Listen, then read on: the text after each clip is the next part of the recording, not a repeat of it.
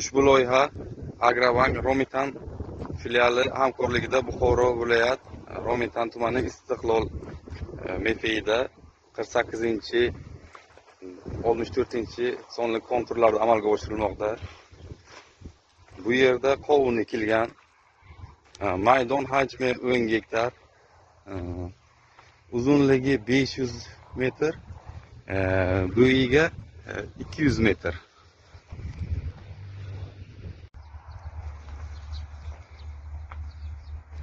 Ushbu loyiha bo'yicha har bir gektardan 35 tonnadan jami 350 tonna hosil olish rejalashtirilgan.